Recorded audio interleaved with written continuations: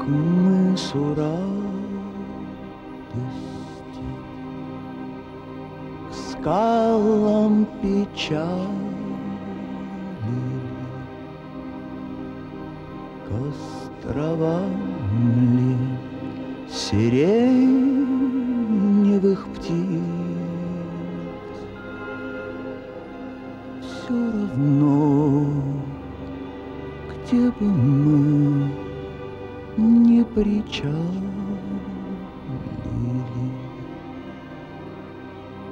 не поднять нам с тобой ресниц.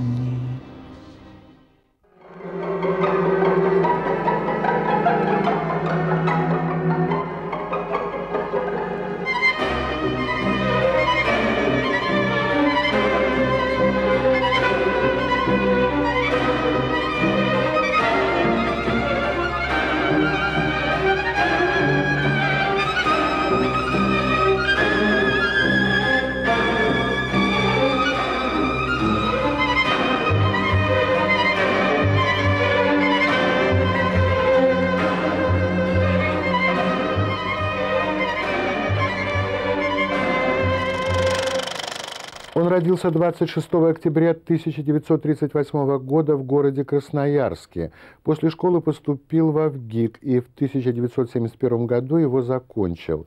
С 1968 по 1973 годы он работал на киностудии «Беларусьфильм», а в 1980 году пришел на белорусское телевидение. Его принимали на работу и увольняли. Один из лучших его фильмов пролежал на полке 20 лет и потом снова вернулся на теле- и киноэкраны. Он был вынужден в течение 15 лет работать на киностудиях других республик нашей необъятной когда-то страны. Он прошел через все, через запреты, скандалы, признания и непризнания. Его фильмы критиковали и награждали премиями, призами на всесоюзных и международных кинофестивалях, а в 1986 году он был удостоен Государственной премии БССР за цикл кинофильмов, посвященных жизни и судьбе выдающихся деятелей национальной белорусской культуры.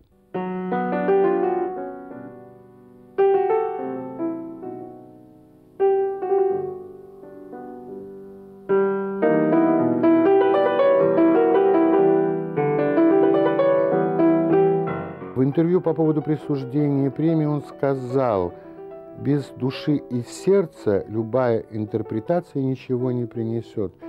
Да в этой жизни вообще без души и сердца ничего не стоит делать. Но ведь сердце иногда болит. Оно не камень, оно не всегда выдерживает боль. Его сердце не выдержало боль». Сердце человека, кинорежиссера, кинодокументалиста Игоря Коловского.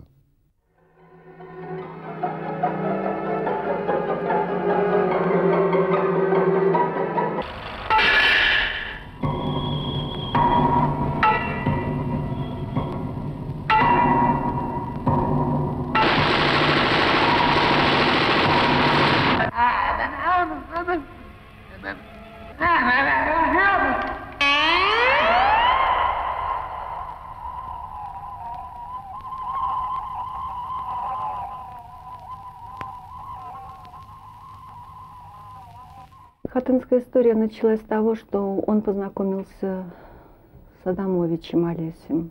Они как-то сразу полюбили друг друга. У них вот были тоже очень тесные дружеские отношения и творческие. Вот. Я помню, у Адамовича еще даже не было книги про Хатынь. Поехали собирать материал, как это говорится, в кино. И вот встречали этих жителей деревень сожженных, кто остался. И записывали интервью на этом еще таком допотопном этом магнитофончике. Вот. Потом приезжали, все это переписывали, перепечатывали. Вот, в принципе, из этих воспоминаний сложился фильм. А судьба этой картины очень печальная. Я помню эти безумные худсоветы, эти безумные закрытия. А претензии были, вот сейчас нам даже смешно говорить об этом, претензии ставилась, вот единственный житель Хатыни Каминский, Иосиф Каминский был. Игорь его снял, ну, надели чистенькую, в клеточку рубашечку, он такой, ну, совсем же старенький, возле окна там в этой хатке сняли. Почему не надели костюм? Снимали в Хатыни самой. И у Игоря эти девочки маленькие еще были. Здесь они жили. И они гоняли мячик по этим ступенькам. Яркий мячик, эти две близняшки в красненьких пальтишках симпатичные. Это кощунство, что дети играют в мячик на могилке. Хотя Игорь доказывал, что это не могила, это мемориал, это память. И тем более это было взято не просто так, вот он захотел девчонок своих снять и бросил мячик. Ему Брыль рассказал о том, что он опознал своего сына в общей могиле по мячику, с которым он играл, и вот в руках был мячик. Вот поэтому у него вот этот образ и создался. У нас даже здесь в гостях был Алексей Герман, который сказал, что это великое произведение, что это фильм «Разведчик», что за творческую там смелость, ну, потому что это действительно героем надо было быть, чтобы вот отстаивать тогда эти права. У меня много документов, протоколов всяких, как его выселяли из квартиры, как его выгоняли со студии, как ему министры говорили, что волчьи билеты ни на одну студию, чтобы не брали. Это было, все это было. И поэтому какое сердце могло выдержать это все?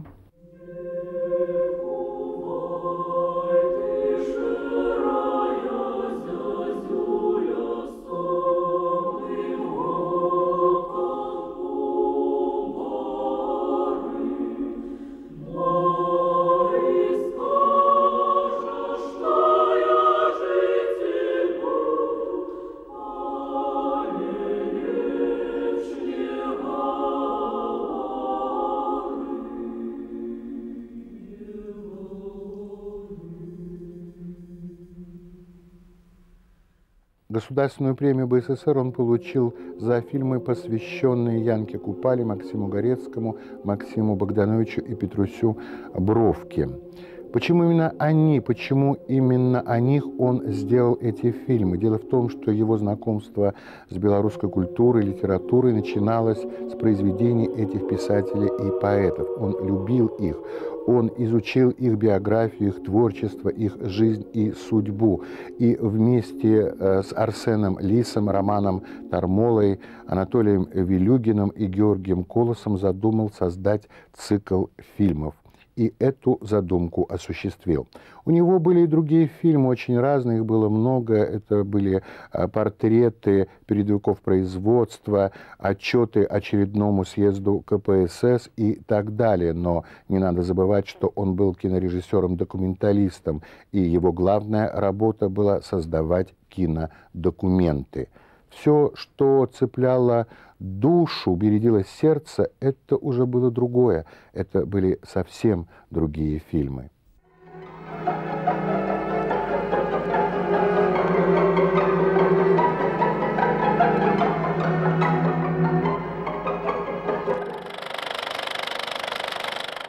Фильм «Хатынь 5 километров» пролежал на полке 20 лет. Почему? Потому что он был снят нетрадиционно. В нем не было дозированной боли, торжественной скорби.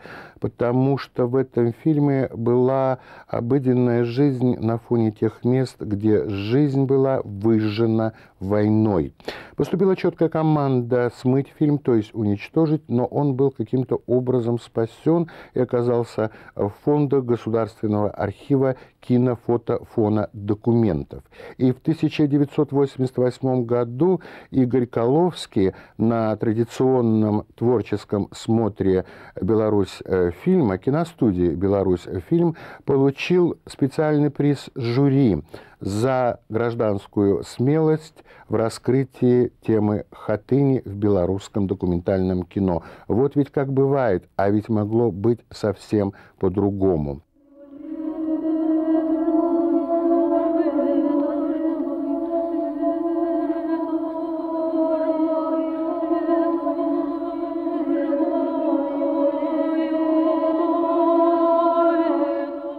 фильмом «Хатынь 5 километров» связана еще одна интересная история. Дело в том, что до того, как он попал на полку, он был послан в Оберхаузен. А Оберхаузен – это традиционное место в Германии проведения международного кинофестиваля документалистики. И там он получил приз и диплом. Но Коловский об этом не знал, узнал гораздо позже. Диплом был прислан на его фамилию на киностудию «Беларусьфильм». Его спрятали и через некоторое время обнаружили в куче мусора и вернули кинорежиссеру. Было и такое, и это надо было пережить, переболеть сердцем. Я перейду сюда, чтобы глаза ваши были лучше видны камеры. Добре.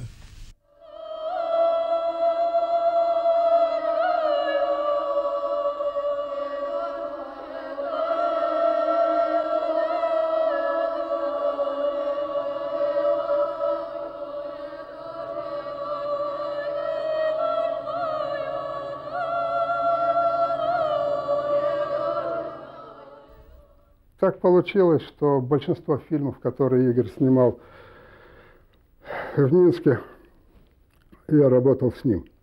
Я снимал вместе с ним. Он был интересен. Он отличался в корне от многих режиссеров, документалистов, которые в то время работали вокруг нас. Отличался он многими качествами. Многими качествами.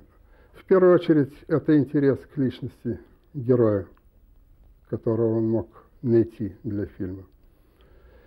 Это была необычная форма подачи этого материала. Он удивительно был мастер монтажа. В кинематографе чрезвычайно важный момент – монтаж. Это профессиональный термин, и он не сводится только к склеиванию отдельных кадров. Из них рождается определенный образ, ритм, отношения, так сказать, и выразительность фильма. Но в сочетании с использованием и изображения, звука и ритма у него это всегда получалось лучше, чем у других. Он умел создать напряжение, что давалось далеко не многим. Он умел создать этот нерв, эту обостренность. Очевидно, у него была в какой-то мере оголена душа, потому что он слишком остро воспринимал окружающее. И это выражалось и в том, как он снимал, и в том, как он монтировал, и в том, как озвучивался, как он работал с актером, каких интонаций он добивался, что он хотел в конечном итоге сказать своим фильмом. И не случайно, когда уже он был прикован к постели своим недугом, не случайно. Ему хотелось себя выразить в какой-то форме уже другой, в литературной. Он стал работать над сценарием трансплантации души. Трансплантация души – это название образное, несомненно. И, естественно, можно многие органы пересаживать, но душу нельзя.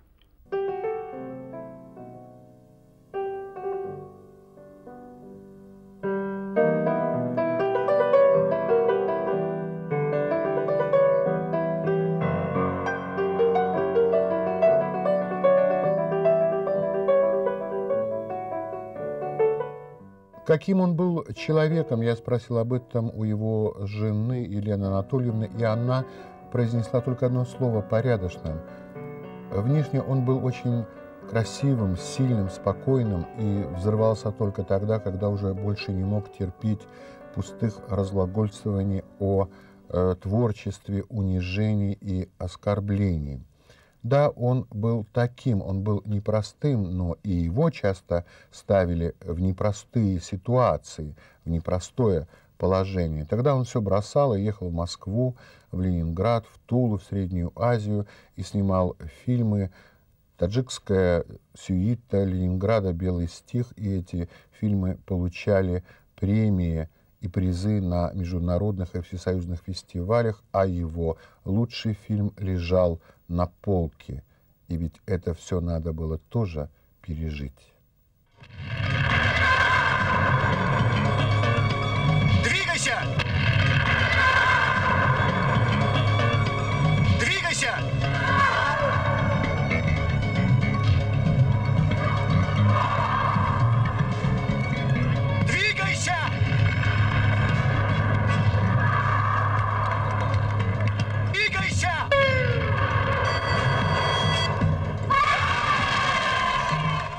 Мы снимали фильм о Купале, там было очень много интересных поездок. Я как-то говорю Игорю: Игорь, а ведь Купала — это же белорусский национальный поэт, гений белорусской литературы, а ты языка не знаешь белорусского. Он говорит: старик, все будет нормально. И потом я увидел у него в руках был такой юбилейный фолиант, избранные стихи Янки Купалы. И он с этим сборником не расставался нигде. В поездках, в машине, в автобусе, в гостинице. И вот начались сдачи фильма. Причем приезжал на прием фильма Кузьмин, секретарь ЦК по пропаганде, Антонович и Снежков. В фильме там был такой эпизод. Купалу, он был эвакуирован в Казань, к 60-летию его со дня рождения вызвали в Москву, чтобы наградить его орденом Ленина. И вот эта официальная хроника, всесоюзный староста Михаил Иванович Калинин награждает деятелей культуры и литературы орденами. И среди них, значит, наш поэт Янка Купала.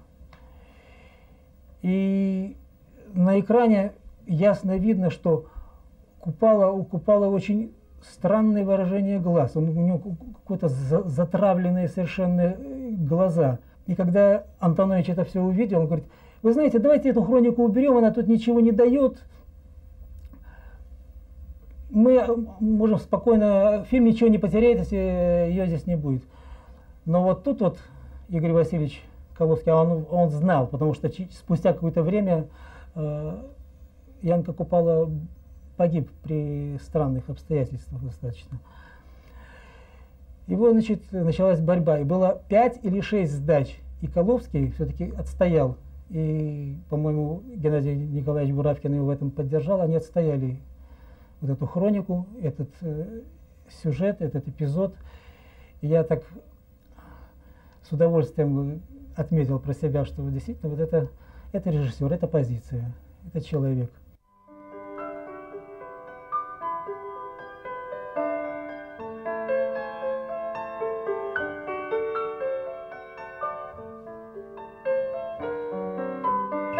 И все-таки ты приехал, отец. Нет, Максим, не приехал я. Поэтому всю жизнь оправдываюсь перед людьми и собой. В 1985 году умер отец Игоря Васильевича Коловского, и он улетел в Красноярск на похороны. Там у него случился инфаркт, он долго лечился, но, к сожалению, окончательный диагноз был неутешительным – конгестивная кардиомиопатия. Требовалась пересадка сердца. Такую операцию можно было сделать тогда во Франции за 360 тысяч франков. Потом появилась возможность сделать операцию по трансплантации сердца в Чехословакии. Он поехал в Чехословакию, его подлечили, он хорошо выглядел, неплохо себя чувствовал. Была договоренность, что операцию сделают в Чехословакии, и то, что будет делаться, то есть его операция, будет снята на пленку нашей белорусской киногруппой. Так договорились. Это были его планы, это были планы киногруппы и планы врачей, но, к сожалению, наши планы часто не совпадают с планами нашей судьбы. И то, что совершается по воле рока, бывает внезапно жестоким и совершенно неожиданным. В ночь с 7 на 8 января 1989 года Игоря Васильевича Коловского не стало. Ему было 50 лет. Потом, после его жизни, фильм, который он задумал, «Трансплантация души», будет закончен его другом Людом Гидрявичесом. Он посвящается памяти Игоря Коловского.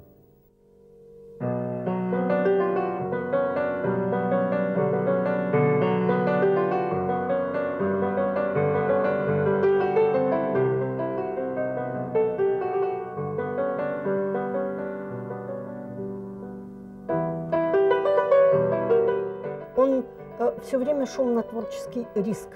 он все время дерзал. Взяв одну какую-то планку, ему хотелось сразу брать уже следующую, ему скучно было оставаться в найденном пространстве. Когда он сделал несколько первых музыкальных фильмов, ему захотелось сделать фильм о Машерове. Думаю, что у них был один состав крови. Вот у первого секретаря ЦК КПБ и у документалиста Коловского. И причем он хотел его показать не трибунным, не, так сказать, застегнутым на все пуговицы, а человеком. И начал зондировать это дело, но, к сожалению, в партийных кругах существовал негласный закон. Можно было снимать только либо генсека, либо секретаря райкома. Он снял фильм о Машерове. К сожалению, это уже был фильм «Реквием». Более 2 суток он не выходил из монтажной и сделал фильм. Пусть там и были официозные вещи, но он постарался выбирать какие-то эпизоды теплые, эпизоды человеческие. И через полчаса после того, как фильм закончен, он пошел в эфир. И вы знаете, это была такая зрительская благодарность, которую, может быть, Игорь не знал до сих пор. Игорь – тот документалист, который оказал очень мощное влияние на всю телевизионную документалистику. И я думаю, что это ему зачлось и на том, и на этом свете.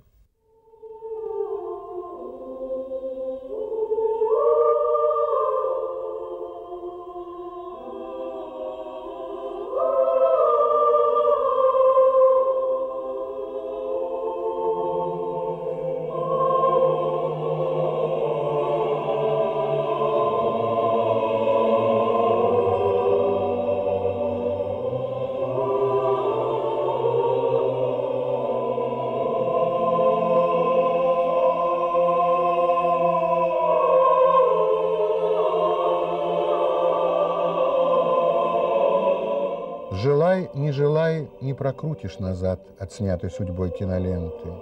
Что было, то было, а что будет, кто знает. И мелькают на этой киноленте кадры, лица, города, события, встречи, разлуки. Ведь это наша жизнь промелькнула, прошла. Все проходит, это правда. Но все не проходит бесследно, и это тоже правда. А если ты живешь сердцем, то и горе, и радость, разлуки, и счастье любви, и боль — все оставляет следы на сердце, а сердце не камень. Иногда оно не выдерживает, именно потому, что оно не камень.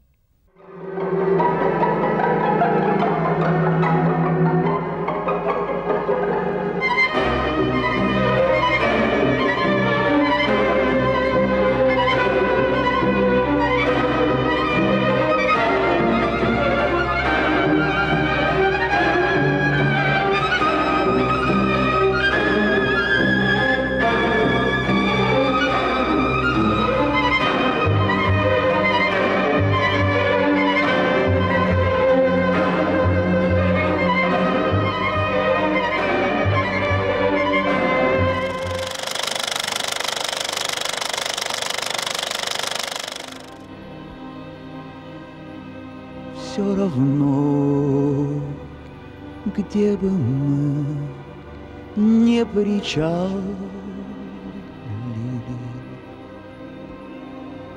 к островам ли сиреневых птиц, к мысу радости, к скалам печали.